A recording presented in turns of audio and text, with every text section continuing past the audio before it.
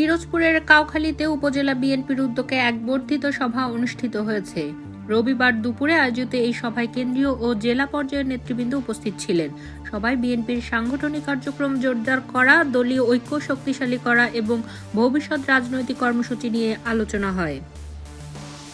বর্ধিত সভায় প্রধান অতিথি বিএনপির কেন্দ্রীয় নির্বাহী কমিটির বন ও পরিবেশ বিষয়ক সহ সম্পাদক কাজী রওনাকুল ইসলাম টিপু বলেন, আমরা বিশ্বাস করি বাংলাদেশের জনগণ এ দেশের প্রকৃত মালিক। আমাদের জাতীয়তাবাদী দর্শন এই বিশ্বাসের উপর প্রতিষ্ঠিত। দেশের বাইরের কারো কাছে আমাদের জবাবদিহি করতে হবে না। আমাদের বন্ধু থাকতে পারে, কিন্তু কোনো প্রভু নেই। তিনি আরো বলেন, জাতীয়তাবাদী দলের কর্মীরা কেবল বাংলাদেশের স্বার্থকে গুরুত্ব দেয়, কিন্তু কিছু দল বিদেশি স্বার্থ রক্ষা করে। কেউ ভারতের দিকে ঝুঁকে, কেউ পাকিস্তানের দিকে, কেউ চীনের, আবার কেউ আমেরিকার। আমরা কেবলমাত্র দেশের জনগণের অধিকার রক্ষায় কাজ করি। কাজী রওনাকুল ইসলাম টিপু বলেন, বিএনপির প্রতিষ্ঠাতা শহীদ প্রেসিডেন্ট জিয়াউর রহমান স্বাধীনতার প্রকৃত ঘোষক।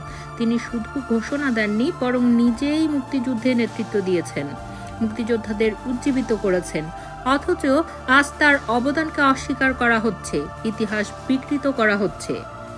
সভায় আওয়ামী লীগের সমালোচনা করে তিনি বলেন, আওয়ামী লীগ দেশের স্বার্থের চেয়ে বিদেশি স্বার্থকে বেশি গুরুত্ব দেয়। তারা বাংলাদেশের রাজনীতির নিয়ন্ত্রণ কলকাতা থেকে চায়। অন্যদিকে কিছু দল ধর্মের নামে রাজনীতি করে নিজের ফায়দা লুটতে চায়। কিন্তু বিএনপি সবসময় জনগণের অধিকার আদায়ের জন্য লড়াই করবে।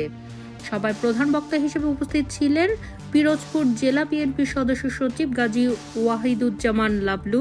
বিশেষ অতিথি ছিলেন বিএনপির কেন্দ্রীয় নির্বাহী কমিটির সদস্য এলিজাত জামান, জেলা বিএনপির যুগ্ম আহ্বায়ক শেখ রিয়াজ উদ্দিন রানা, জেলা বিএনপির আহ্বায়ক কমিটির সদস্য নজরুল ইসলাম খান, শেখ হাসানুল কবির নীল ও মোহাম্মদ জাকির হোসেন রোকন। কর্মী সভায় সভাপতিত্ব করেন কাউখালী উপজেলা বিএনপির আহ্বায়ক এস.এম. আহসান কবির এবং সঞ্চালনা করেন সদস্য সচিব এইচ.এম. দীন মোহাম্মদ।